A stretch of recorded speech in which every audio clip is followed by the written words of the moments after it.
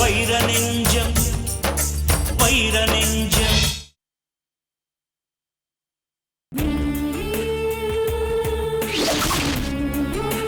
Good morning. என்னம்மா அதை வச்சு விளையாண்டுட்டு இருக்க? என்னோட கேப். நான் உங்க பொண்டாட்டின்னு அடிக்கடி ஞாபகப்படுத்தணும்ல, அதுக்காக தான் இப்படி எல்லாம் பண்றேன். நீயும் வர வர சக்தி மாதிரி ஆயிட்ட. ரொம்ப விளையாடுற. யாரு? நம்ம பொண்ணு சக்திய சமமா வச்சா பேசுறீங்க? அப்பா, அவ பண்ற அட்டகாசம் தாங்க முடியல. அவளை சமாளிக்க முடியாம நான் படுற பாடு எனக்கு தான் தெரியும். இத்தனை நாள் நம்ம பொண்ணு பேசாம இருக்காளேன்னு ரொம்ப கவலையா இருந்தது. இப்ப என்னடானா இங்கிலீஷ்ல பேசுறா. இதுக்கெல்லாம் காரணம் யாரு? நம்ம வைரம் தானே. வைரம் வந்ததுல இருந்து ரொம்ப உற்சாகமா இருக்காங்க. என்னங்க, வைரத்தை இனிமே சுதந்திரமா விட்டுருங்க. சுதந்திரமா விட்டுடுங்கன்னா ஜெயில் கதவை திறந்து வெளில விட்டுருவா. அதுக்கப்புறம் என் வேலை போயிடும். பரவாயில்லையா? இல்லங்க, வைரத்தோட கொஞ்ச நாளா பழகிட்டாளா. இன்னைக்கு ஒரு நாள் வைரம் வரல பாருங்க. குளிக்க மாட்டாளாம், ட்ரெஸ் போட்டுக்க மாட்டாளாம், சாப்பிட மாட்டாளாம். ஓஹோ, அந்த அளவுக்கு அடம் பிடிக்க ஆரம்பிச்சிட்டாளா? சாதாரண அடம் இல்லங்க, அவளுக்கு அவ்வளவு கோபம் வருது. நானும் எவ்வளவோ சமாதானப்படுத்தி பார்த்துட்டேன், கொஞ்சம் கூட கேட்கவே மாட்டேங்கிறா. நீங்க யாரையாவது அனுப்பி வைரத்தை வர சொல்லுங்க. வைரம் வந்தாதான் அவ சாப்பிடுவா. சக்தி வைரத்துக்கு அந்த அளவுக்கு க்ளோஸ் ஆயிட்டாளா? ஆமாங்க. இங்கிலீஷ்ல மட்டும் மார்க் சரியாவே வாங்க மாட்டா வைரம் வரத்துக்கு முன்னால. இப்ப என்னடானா அவ பேசுற இங்கிலீஷ பார்த்து அவங்க டீச்சரே வாய பிளந்து நிக்கிறாங்க. இதுக்கு காரணம் யாருங்க? வைரம் தானே. இப்படியே போச்சுன்னா அவளுக்கு அம்மா அப்பா விட வைரம் தான் முக்கியமாயிடும். என்னங்க, இப்ப நீங்களே போய் சமாதானப்படுத்தி பாருங்க. தேவை எனக்கு இது. அதுவும் டியூட்டிக்கு போற நேரத்துல நான் வைரத்தையே வர சொல்றேன். ஏன்பா சார், இங்க வா. வைரத்துக்கு இங்க தானே டியூட்டி போட்டிருக்கு? ஆமா சார், வெளியில செடிகளுக்கு தண்ணி ஊத்திட்டு இருக்காரு. டியூட்டிக்கு வந்துட்டு எட்டி கூட பார்க்காம இருக்காருல்ல, அதான் சக்தி கோவமா இருக்கா. சரி விடு. ஏன்பா, வைரத்தை இங்க அனுப்பிச்சிட்டு நீ அந்த வேலையை போய் பாரு. சரிங்க சார். போ. மரகதம், அந்த கேப்பை கொஞ்சம் கொடு. இது ஒன்றும் விளையாட்டு பொருள் இல்லை, ஹானஸ்டா மதிக்க வேண்டிய விஷயம்.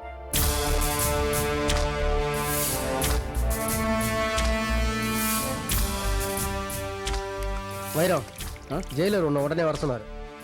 எனக்கு இங்கே தானே ஒர்க்கு. அது என்னன்னு தெரியல, உன்னை வர சொன்னாரு. நீ அங்கே போ, நான் தோட்ட வேலையை பார்க்குறேன். கொண்டா. சரி, நான் போய் என்னன்னு பார்க்குறேன்.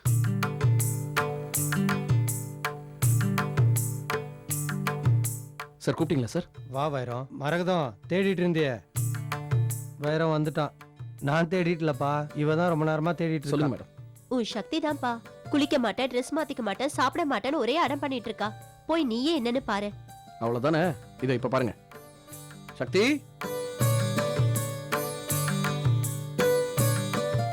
சக்தி, வைரம் அங்கிள் வந்திருக்கேன். போ, நான் கிட்ட பேச மாட்டேன். காந்துடுச்சு. சக்தி குட்டிக்கு கோவம் வந்துருச்சா? ஏன், எதனால? நேத்து ஃபுல் டே நீ ஆக்சிடென்ட்.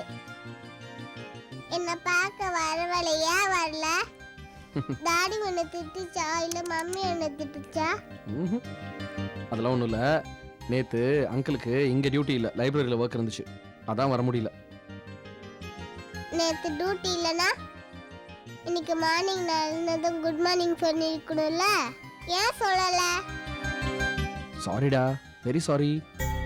நான் குட் பாய் நினைச்சா, ஆனா நீ ரொம்ப பேட் பாயா இருக்க. சாரி. நான் இனிமேல் குட் பாயாவே இருக்கேன். எனக்கு இப்போ சக்தி குட்டியோட முகத்தை பார்க்கணுமா? நீங்க இந்த துணியை அழகா கழட்டிடுவீங்களா?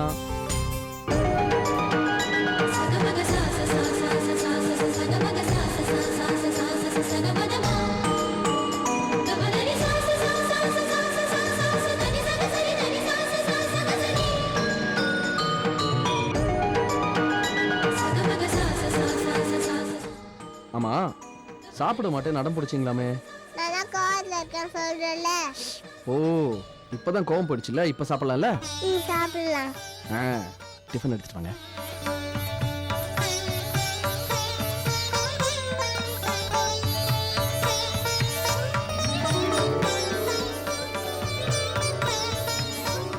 சாப்பிடலாமா? நீ கதை சொன்னாதான் நான் சாப்பிடுவேன். அவ்வளவுதானே. முதல்ல நீங்க ஒரு வா சாப்பிடுவீங்களா, அதுக்கப்புறம் நான் கதை சொல்லுவேனா? நல்லா கடிச்சு சாப்பிடுங்க. கதை சொல்லாம இப்ப வாங்க. உங்களுக்கு ஒரு நல்ல பொம்மை கதை சொல்றேன், நீங்க கேட்டிருக்கவே மாட்டீங்க. இவர அங்க கொலை பண்ணிருப்பாரு? என்னால நம்பவே முடியலங்க. கிராமத்து மனுஷன மாதிரி வெள்ளந்தியா இருக்காரு. உங்க போலீஸ்காரங்களுக்கு நல்லவங்க யாரு கெட்டவங்க யாருன்னு எதுவுமே தெரியாது. அது சரி. ஏமா, இந்த உலகத்துல நடக்கிற விசித்திரமான விஷயங்களுக்கு பல காரணங்கள் இருக்கு. அதுக்கெல்லாம் அர்த்தங்கள் சொல்லிட்டு இருக்க முடியுமா? எல்லாம் ஆண்டவனோட செயல். சரி, எனக்கு டியூட்டி டைம் ஆச்சு, நான் புறப்படுறேன்.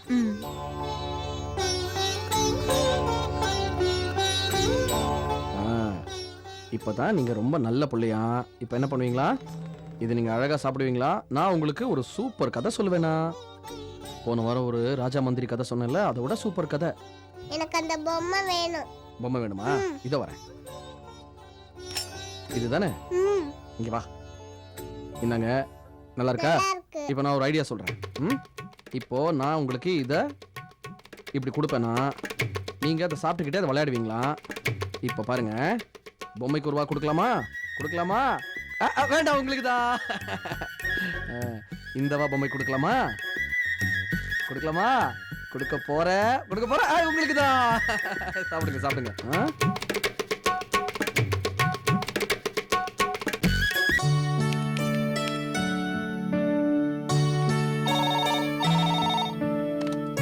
ஹலோ,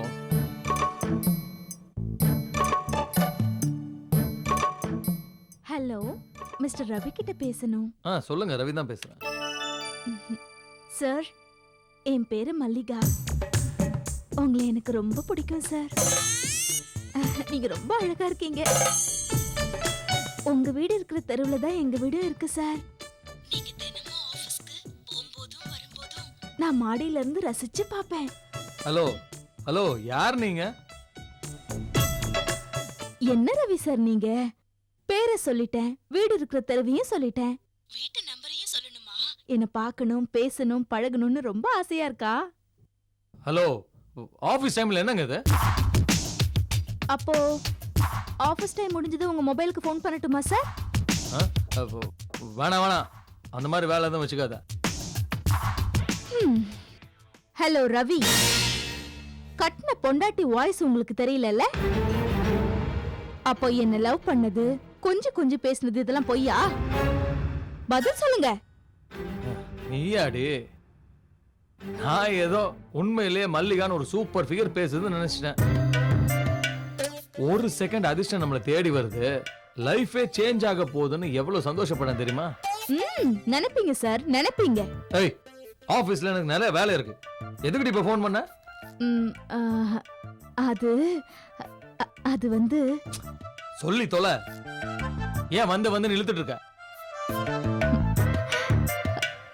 இல்லைங்க, வேலையை விட்டு வரும்போது மறக்காம மல்லிகை பூவும் அல்வாவும் வாங்கிட்டு வாங்க. அத ஞாபகப்படுத்ததான் ஃபோன் பண்ணேன்.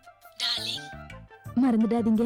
ஏய், வீட்ல டார்ச்சர் பண்றது பார்த்தாதுன்னு ஆபீஸ்க்கு ஃபோன் பண்ணி டார்ச்சர் பண்ணிட்டு இருக்கறியா? லவ் பண்ணிட்டு இருந்த காலத்துல எத்தனை தடவை ஃபோன் பண்ணிருக்கேன். அப்பெல்லாம் இனிப்பா இருந்துச்சா? ஒழுங்கு மரியாதையா மல்லிகை பூவும் அல்வாவும் வாங்கிட்டு வாங்க, இல்லன்னா நடக்கிறதே வேற. ஏய், புருஷங்கிற மரியாதை கொஞ்சம் கூட இல்லாம மிரட்டுறியாடி? மரியாதை தானே, கொடுத்துருவோம்.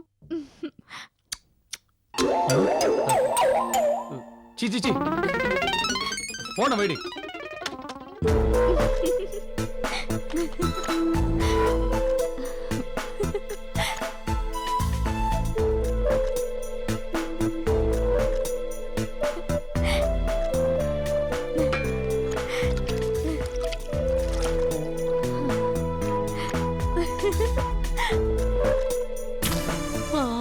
கடவுளே, அடி பாவி, பாத்தியாக்கா உன் மருமகளை என்ன வேலை பண்றா?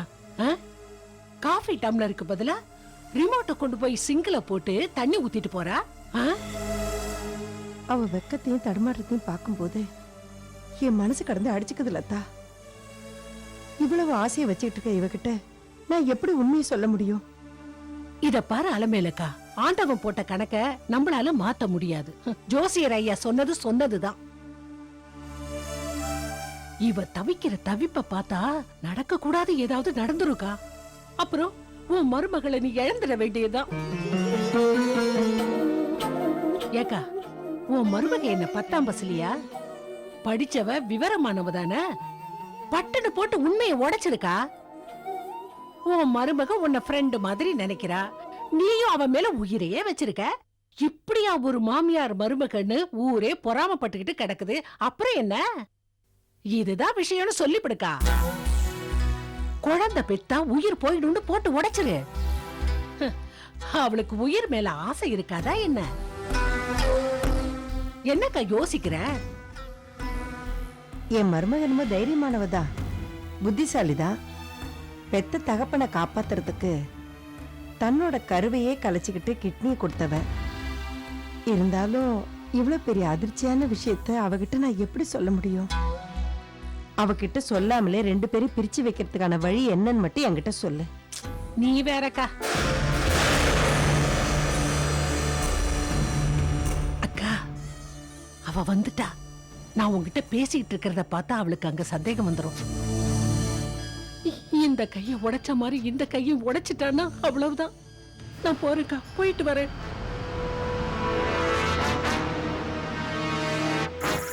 பக்கத்து வீட்டு அத்தை, ஒரு நிமிஷம் நில்லுங்க. என்னமோ கை கால்னு பேசிட்டு இருந்த மாதிரி கேட்டுச்சு. அதெல்லாம் ஒண்ணு இல்லம்மா, உன் அத்தைக்கு கை கால்லாம் வலிக்குதுன்னு சொல்லிச்சு. வீட்டுக்கு வாக்கா, வெந்நீர் வச்சு கை கால்லாம் அமுக்கி விடுறேன்னு சொன்னேன். வேற ஒண்ணும் இல்லம்மா. அதெல்லாம் எங்களுக்கு தெரியும். நீங்க உங்க வேலையை மட்டும் பாருங்க, போங்க. பாரு அத்தை, நான் குளிச்சிட்டு வரேன் அத்தை. சரிம்மா.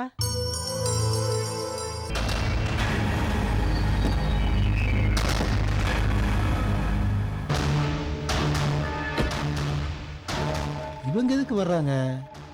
இன்னும் இவங்க பிரச்சனைங்க ஓயிலையா? ஹலோ வாட்ச்மேன், எப்படி இருக்கீங்க? ஊருக்கு போயிருந்தா சொன்னாங்க, எப்போ வந்தீங்க? அக்காவுக்கு உடம்பு சரியில்லை, பார்க்கறக்கு ஆள் இல்லை, அதான் ஊருக்கு போயிருந்தேன். 2 நாளைக்கு முன்னாலேயே வந்துட்டேன். நீ ஏன் அடிக்கடி வந்து தொந்தரவு கொடுத்துட்டே இருக்க? இல்ல, உங்க மூஞ்சும் சரியில்லை, நடவடிக்கையும் சரியில்லை. பல தில்லாலங்கடி வேலைலாம் பாக்குறீங்களாமே, அதனால தான் உங்களையே நான் வாட்ச் பண்ணிக்கிட்டு இருக்கேன். நீ என்ன பெரிய சிஐடி போலீஸா? சத்தியமா இவங்கிட்ட கொஞ்சம் சொல்லி வைங்க. தேவையில்லாம வந்து தொந்தரவு கொடுத்துட்டே இருக்கான், உங்களையும் குழப்பி விடுறான். சத்தியமா அன்னைக்கு வைரையா வீட்டுக்கு வந்தாரு. வைத்தீஸ்வரி அம்மாவை கொலை பண்ணிட்டு ரத்தம் சொட்ட சொட்ட கத்தியோட நின்னாரு. அதை என் கண்ணார நான் பார்த்தேன். அதை போலீஸுக்கு ஃபோன் பண்ணி சொன்னேன். இப்போ எல்லாம் முடிஞ்சு போச்சு. இதை நீங்கள் 100 தடவை கேட்டாலும் இதே தான் நான் திருப்பி திருப்பி சொல்ல போகிறேன். அப்புறம் ஏன் என்ன தொல்லை பண்ணுறீங்க? சரி, என் புருஷன் ரத்தம் சொட்ட சொட்ட இருந்த கத்தியோட நீ பார்த்த. அவர் குத்தும்போது நீ பாத்தியா? அந்த டைமில் வைரையா வைத்தீஸ்வரி அம்மாவை தவிர வேற அங்கே யாருமே இல்லை. இதை போலீஸே ஒத்துக்கிட்டாங்க. நீங்கள் குழப்பிட்டே இருக்கீங்க. இல்ல, வைராயம் வரதுக்கு முன்னாடியே அவங்கள யாரோ கத்தியால குத்தி இருக்காங்க. என் புருஷன் காப்பாத்த முயற்சி பண்ணிருக்காரு. அதுக்குள்ள கதவை லாக் பண்ணி போலீஸ்க்கு போன் பண்ணிருக்கேன். இதுதான் நிஜம். ஆமா, நீ நல்லவனா இருந்திருந்தா எனக்கு போன் பண்ணிருக்கணும், இல்ல நந்தினிக்கு போன் பண்ணிருக்கணும். யாரோட நம்பர் எனக்கு தெரியாதுங்க. ஏய், யார்கிட்ட போய் சொல்ற? சின்ன வயசுல இருந்து இந்த கெஸ்ட் ஹவுஸ் நான் வந்து போய்கிட்டு இருக்கேன். எல்லாருடைய நம்பரும் அந்த புக்ல இருக்கும், போய் உன் பூத்துல பாரு. அதெல்லாம் எனக்கு தெரியாதுங்க, நான் பார்க்கறது இல்ல. நீ போய் சொல்ற, நடிக்கிற. உண்மையான கொலைக்காரன் உனக்கு பணம் கொடுத்து சரி கட்டி இருக்கான். நிஜமா இல்ல, நான் சொன்னா நம்புங்க. சத்தியமா இவன் தான் உண்மையான கொலைக்காரன், சும்மானா போய் சொல்றான். யாரோ தூக்கி போட்ட எலும்பு துண்டுக்காக இவன் தான் கொலை பண்ணிருக்கான். ஏ அண்ணாமலை, மரியாதையா பேசு. ஆமா, நீ உண்மையை சொல்லிருந்தா அவன் ஏன் உன்னை மரியாதை இல்லாம பேச போறான்? சொல்றமா, நோட்ல நம்பர் இருக்கிறதெல்லாம் உண்மைதான். நாளைக்கு எது குழப்பம் வந்துடக்கூடாதுன்னு தான் போலீஸ் நம்மளை எது கேள்வி கேட்கக்கூடாதுன்னு தான் போலீஸுக்கு மட்டும் போன் பண்ண. மற்றபடி எனக்கு எதுவுமே கிடையாது. அப்படியா? மதன் ஒருத்தன் இருக்கானே, அவன உனக்கு தெரியுமா? தெரியாம இருக்குமா? இங்க பல தடவை வந்துட்டு இருக்காரு. போன் எடுத்து காட்டு.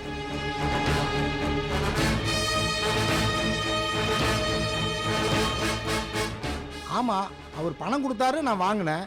இதுல என்ன இருக்கு? விஷயம் இருக்கு. வைத்தீஸ்வரி அம்மா கொலையானதுல உனக்கும் மதனுக்கும் தொடர்பு இருக்கு. அதை நீ வெளியே சொல்லாம இருக்கணும் தான் மதன் உனக்கு பணம் கொடுத்துருக்கான். உண்மையை சொல்லு. கொலைகாரனை காட்டி கொடுக்க கூடாதுன்னு தானே உனக்கு பணம் கொடுத்தா? நீங்க வேறமா, அவரு ரியல் எஸ்டேட் பிசினஸ் பண்றாரு. எதிரில் இருக்கிற காலி கிரவுண்டு, கெஸ்ட் ஹவுஸுக்கு பின்னால 5 கிரவுண்டு, இதெல்லாம் ஒரே ஓனர். இது இந்த 2 இடத்தையும் நான் தான் பாதுகாத்துட்டு இருக்கேன். அதை விற்க போறதா யாரோ சொல்லி மதன் சார் எங்கிட்ட பேசினாரு. வேற யாரு கைக்கு போகக்கூடாது, நீ பார்த்துக்க, உனக்கு கமிஷன் தர்றேன்னு சொன்னாரு. அதுக்கு தான் அன்னைக்கு கொஞ்சம் அட்வான்ஸா பணம் கொடுத்துட்டு போனாரு. அவனோட அட்ரஸ் ஃபோன் நம்பர் உன்கிட்ட இருக்கா? இல்லம்மா, பார்ட்டி யாராவது வர்றதுந்தா அவர் தான் எனக்கு ஃபோன் பண்ணி சொல்லுவார். நானும் லேண்டை காட்டுவேன், அவ்வளோதான். நானும் 4 காசு சம்பாதிக்க வேணாமா? நீ சொல்றத பார்த்தா நம்புற மாதிரியே இல்லையே. அது உங்க இஷ்டங்க, எக்ஸ்ட்ரா ஒரு தொழில், அவ்வளவுதான். இங்க பாரு வாட்ச்மேன், பெரியவர் காலத்துல இருந்து நீங்க இருக்க, உன்னை விசுவாசமானவன் அவரே அடிக்கடி சொல்லியிருக்காரு. வைர ஐயாவை நீ பல வருஷமா பார்த்துட்டு இருக்கல, அவர் கொலை பண்ணிருப்பாரா? நீங்க வேறம்மா, இந்த காலத்துல யார் எப்படி மாறுவாங்கன்னே சொல்ல முடியாது. பொம்பளைய தான் புருஷ தலை மேல கல்லை போட்டு கொள்றா. வெளிநாட்டுல பசங்க ஸ்கூலுக்கே துப்பாக்கியோட போறாங்க. காலம் மாறி போச்சுமா, இதுக்கெல்லாம் சூழ்நிலை தான் காரணம். இதை பாரு, இந்த இன்ட்ரோவர் தகவல்லாம் எங்களுக்கு நல்லா தெரியும். ஆ? ரொம்ப பேசாத, வாங்கம்மா போலாம். இருறா, எப்படி மாட்டுவில்ல நீ. சக்திமா, இந்த வாட்ச்மேன் எவ்வளோ கேட்டால் உண்மையை சொல்ல மாட்டான். அந்த மதனை சவுக்கெடுத்து விளாசினீங்களா, அந்த மாதிரி விளாசினா தான் உண்மையை சொல்லுவான். அடி உதவுற மாதிரி அண்ணன் தம்பி கூட உதவ மாட்டான். சரி, பாத்துக்கலாம். வண்டிடு.